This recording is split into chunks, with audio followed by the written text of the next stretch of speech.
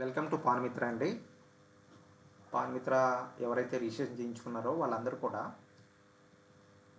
ఏ విధంగా మన పాన్మిత్ర సైట్లో లాగిన్ అవ్వాలి, దాంట్లో ఎటువంటి ఫీచర్స్ ఉంటాయి, మనం వాటిని ఎలా చేయాలన్నదంతా కూడా మీకు డీటెయిల్డ్గాను ఎక్స్ప్లెయిన్ చేస్తాను. ఒకసారి మీరు జాగ్రత్తగా దాన్ని ఎలా చేయాలి ఏంటన్నదంతా కూడా మీరు జాగ్రత్తగా ఒకటికి రెండు సార్లు చూసినట్లయితే మీకు ఖచ్చితంగా డీటెయిల్డ్గా మీకు అర్థమవుతుంది. మీరు ప్రతి స్టెప్ను కూడా మీరు జాగ్రత్తగా చూడండి. చూస్తే కనుక మీకు కంప్లీట్గాను ఎలా చేయాలి ఏంటన్నది అయితే మీకు డీటెయిల్డ్గా అర్థమవుతుంది. మీకు పాన్మిత్రకి మీరు రిజిస్ట్రేషన్ చేయించుకున్న తర్వాత మీకు ఒక యూజర్ ఐడి పాస్వర్డ్ మేము ప్రొవైడ్ చేయడం జరిగింది.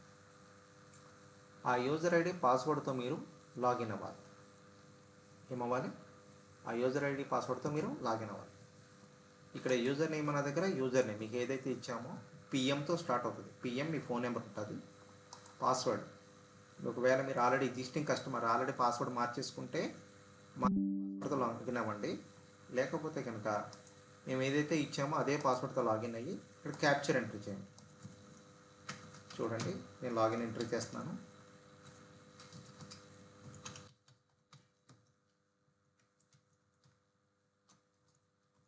మీరు ఇచ్చిన పాస్వర్డ్ ఏదైతే ఉంటుందో దాంతో మీరు మీకు ఒక నోటిఫికేషన్ అన్న బార్ అన్నది మీకు ఓపెన్ అవుతూ ఉంటుంది.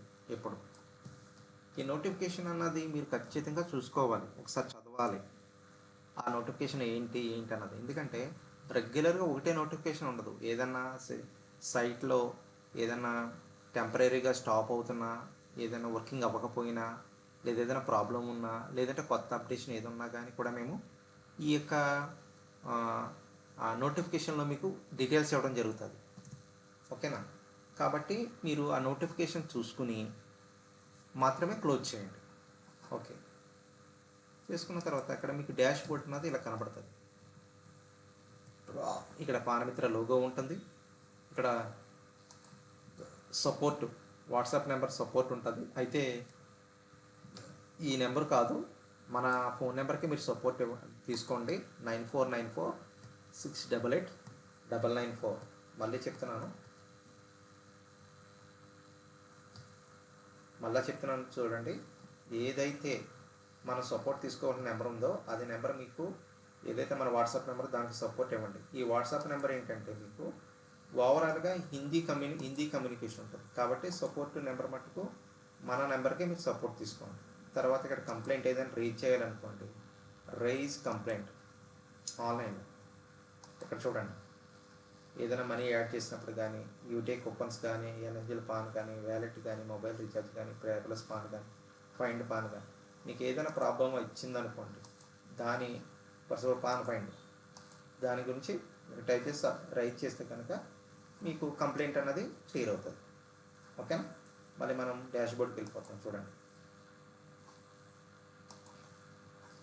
డాష్ బోర్డ్కి వెళ్ళిన తర్వాత మీకు స్క్రీన్ అన్నది ఇలా కనబడుతుంది. చూడండి, స్క్రీన్ అన్నది మనకి ఇలా కనబడుతుంది. అయితే దీంట్లో ఉన్నటువంటి ప్రతి ఒక్క ఆప్షన్ నేను మీకు క్లియర్గా ఎక్స్ప్లెయిన్ చేస్తాను.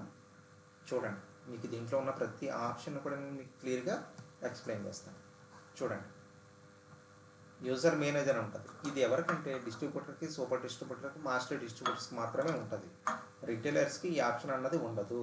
కాబట్టి దీన్ని ఇగ్నోర్ చేసేయండి. తర్వాత పేపర్లెస్ పాన్, ఇక్కడ పేపర్లెస్ పాన్. ఈ పేపర్లెస్ పాన్ అన్నది ఏంటన్నది మీకు ఒకసారి డీటెయిల్గా ఎక్స్ప్లెయిన్ చేస్తాను. దీంట్లో ఆప్షన్స్ ఏంటంటే మనం న్యూ పాన్ కార్డ్ చేయొచ్చు, మైనర్ పాన్ కార్డ్ చేయొచ్చు, ఏం చేసాం దాని హిస్టరీ చూడొచ్చు, ఏదైనా అబ్జెక్షన్ వస్తే దాని లిస్ట్ చూడొచ్చుకోవచ్చు. అది ఎలా చేయాలన్నది ఇక్కడ ట్రైనింగ్ వీడియో ఉంటుంది. ఇది మనకి ట్రైనింగ్ వీడియో అన్నది మళ్ళీ మీకు సెపరేట్ వీడియో తెలుగు వీడియో ఉంటుంది. అది మీకు మేము పంపిస్తాము. మీరు ఈ వీడియోని మీరేం ఫాలో అవ్వని అవసరం లేదు. మేము తెలుగు వీడియో సెపరేట్గా పెడతాం. అలాగే పేపర్లెస్ న్యూ పాన్ ఎలా చేయాలి, పేపర్లెస్ మైనర్ పాన్ కార్డ్ ఎలా చేయాలి, ఆఫ్లైన్ హిస్టరీ ఎలా చూసుకోవాలి, ఏదైనా అబ్జెక్షన్ ఉంటే ఆ లిస్టు ఇక్కడ వస్తుంది. ఓకేనా? Plus training video.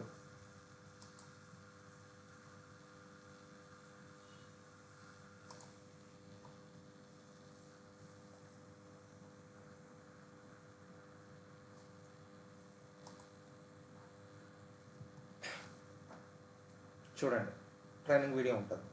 ఓకేనా?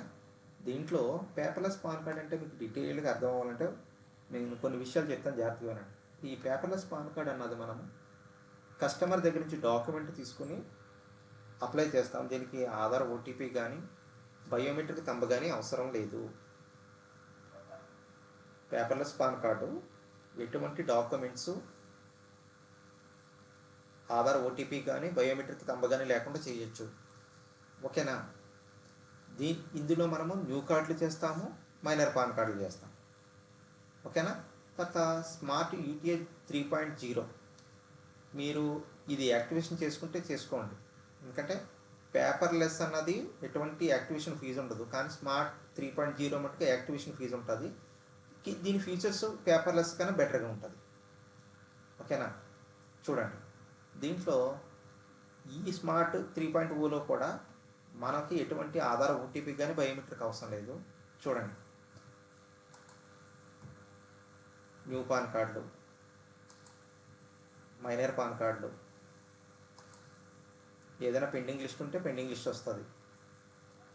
అబ్జెక్షన్ లిస్ట్ ఉంటే ఏదైనా మనం చేసిన అప్లికేషన్ ఏదైనా అబ్జెక్షన్ వస్తే అబ్జెక్షన్ లిస్ట్ వస్తుంది.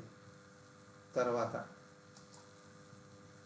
మనం చేసిన అప్లికేషన్ స్టేటస్ హిస్టరీ వస్తుంది. ఓకేనా? తర్వాత ఇక్కడ UTI PAN, UTI wallet, UTI PAN, UTI e wallet అన్నది మటుకు ఓల్డ్ వాళ్ళకి, అంటే 2023లో తీసుకున్న వాళ్ళకి మాత్రమే ఈ ఆప్షన్స్ ఉంటాయి. ఇవి డైరెక్ట్గా పిఎస్ఏ లాగిన్స్ అంటారు. ఇవి కొత్తగా అంటే 2024లో తీసుకున్న వాళ్ళు ఎవరికి కూడా ఈ ఆప్షన్ అన్నది ఉండదు. గమనించండి, ఈ ఆప్షన్ అన్నది 2023లో తీసుకున్న వాళ్ళు ఎవరికి కూడా ఈ ఆప్షన్ అనేది ఉండదు. ఓకేనా? కాబట్టి యూటీఐ పాన్, యూటీఐ వ్యాలెట్ అన్నది మటు ఇగ్నోర్ చేయొచ్చు కొత్త వాళ్ళు ఎవరైనా. మీరు పిఎస్ఏ పేపర్ లైన్ పాన్ చేసుకోవచ్చు, స్మార్ట్ యూటీఐ 3.0 చేసుకోవచ్చు. తర్వాత ఎన్ఎస్డిఎల్ పాన్, ఎన్ఎస్డిఎల్ పాన్లో కూడా మీకు 2 విధాలుగా మనం పాన్ కార్డులు చేసుకోవచ్చు. ఒకటి ఈకేవైసీ పాన్. ఈకేవైసీ పాన్ చూడండి, ఎన్ఎస్డిఎల్ ఈకేవైసీ పాన్.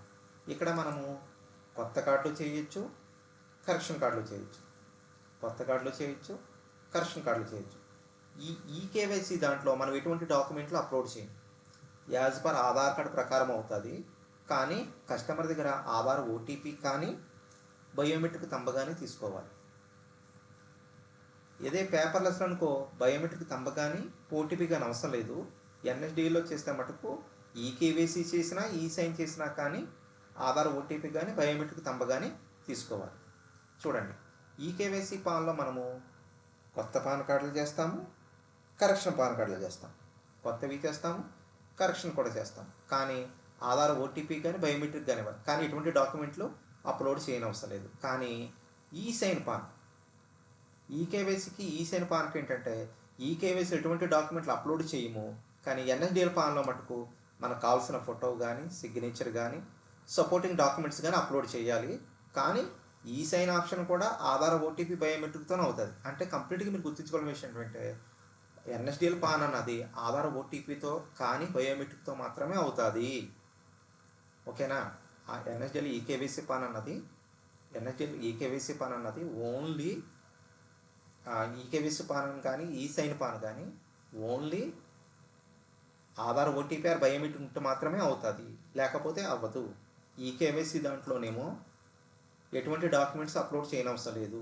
అదే ఈ సైన్ దాంట్లో కావలసిన ఫోటో సిగ్నేచరు తంబ్, కావాల్సిన ఫోటో సిగ్నేచరు ఓటీపీ కానీ బయోమెట్రిక్ తంబ్ తీసుకోవాలి, సపోర్టింగ్ డాక్యుమెంట్స్ అప్లోడ్ చేయాలి. ఓకేనా? తర్వాత ఫైండ్ పాన్. ఈ ఫైండ్ పాన్ అన్నది ఎందుకు ఉపయోగిస్తామంటే ఎవరి దగ్గరైనా కానీ పాన్ కార్డు ఉంది, కానీ వాళ్ళకి నెంబర్ తెలియదు, వాళ్ళ దగ్గర జిరాక్స్ కాపీ కూడా ఏమీ లేదు. అటువంటి వాళ్ళు ఏం చేయాలంటే వాళ్ళ ఆధార్ నెంబర్తో పాన్ కార్డ్ని ఫైండ్ చేసుకుంటారు. ఓకేనా? సబ్మిట్. ఎక్కడ ఆధార్ నెంబర్ ఎంటర్ చేస్తాం, సబ్మిట్ చేస్తాం. అయితే ఈ పేపర్లెస్ న్యూ పాను, పేపర్లెస్ మైనర్ పాను, ఎన్ఎస్డిఎల్ ఈకేవైసీలో న్యూ పాను, కరెక్షన్ పాను, ఈ సైన్లో న్యూ పాను, కరెక్షన్ పాను, ఇవన్నీ కూడా ఈ 6 వీడియోలు కూడా సెపరేట్ వీడియోస్ మళ్ళీ మీకు నేను పోస్ట్ చేస్తాను. పేపర్లెస్లో న్యూ కార్డ్ ఎలా చేయాలి, మైనర్ కార్డ్ ఎలా చేయాలి. ఎన్ఎస్డిఎల్ ఈకేవైసీలో న్యూ కార్డ్ ఎలా చేయాలి, కరెక్షన్ ఎలా చేయాలి. అలాగే ఎన్ఎస్డిఎల్ ఈ సైన్లో న్యూ కార్డ్ ఎలా చేయాలి, కరెక్షన్ కార్డ్ ఎలా చేయాలి. మళ్ళీ ఆ 6 వీడియోలు మీకు సపరేట్గా ఉంటాయి. ఓకేనా, దాని గురించి ఏమన్నా. అలాగే పాన్ ఫైండ్ ఆప్షన్ కూడా మీకు ఒక చిన్న వీడియో ఒకటి మీకు చేసి చూపిస్తాను. దాని గురించి మీరు ఏం కంగారు పడిన అవసరం లేదు. తర్వాత ఇక్కడ రీఛార్జెస్ అంటే మొబైల్ రీఛార్జ్, డిటిహెచ్ రీఛార్జ్ మీ ఇష్టం, కావాలంటే చేసుకోవచ్చు ఖచ్చితంగా. ఇది కూడా ఎక్సలెంట్గా పనిచేస్తుంది, కమిషన్ కూడా వస్తుంది. ఈ వెహికల్ ఇన్సూరెన్స్ కూడా ఎక్సలెంట్గా వర్క్ అవుతుంది, చేసుకోవచ్చు. తర్వాత వ్యాలెట్ అన్నది ఏంటంటే మనము ఇందులో ఏ వర్క్ చేసుకోవాలన్నా కానీ, పానమిత్రాలు ఏ వర్క్ చేసుకోవాలన్నా కానీ మన వ్యాలెట్లో అమౌంట్ ఉండాలి. ఫర్ సపోజ్ చూడండి, నా వ్యాలెట్ రికార్డ్ చూడండి ఒకసారి. ఈరోజు నేను చేసినటువంటి ట్రాన్సాక్షన్స్ అన్నీ కూడా నాకు ఇక్కడ కనబడుతూ ఉంటాయి. ఈరోజు చేసిన ట్రాన్సాక్షన్స్ అన్నీ కూడా నాకు ఇక్కడ కనబడుతూ ఉంటాయి. అలాగే ఇప్పుడు ఈ వ్యాలెట్లో జీరో బ్యాలెన్స్ ఉంటే మనం పాన్ కార్డ్ చేయాలన్నా ఏం చేయాలన్నా కానీ అవ్వదు. కాబట్టి ముందు వ్యాలెట్లో అమౌంట్ వేసుకోవాలి. యాడ్ మనీ చూడండి, యాడ్ మనీ న్యూ అని ఉంటుంది ఆప్షన్.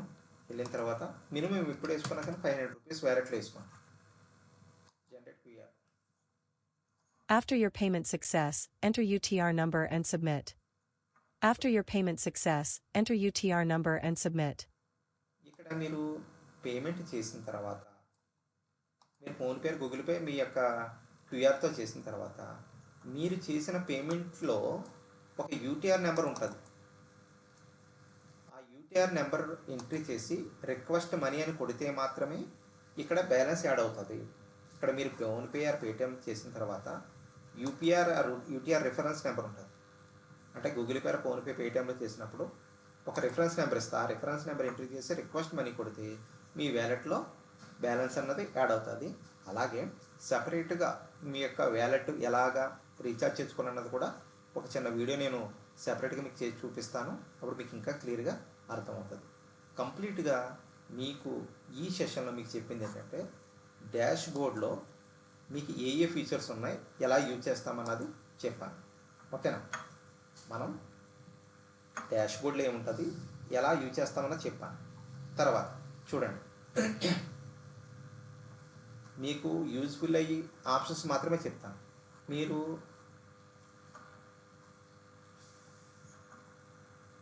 ఇక్కడ చూడండి, ఫోటో సైన్ క్రాప్ అంటే మీరు ఫోటో కానీ సిగ్నేచర్ కానీ అప్లోడ్ చేయాలన్నప్పుడు మీకు దాని సైజు గురించి మీరు ఏమి కంగారు పడకండి. జస్ట్ ఇది క్లిక్ చేసి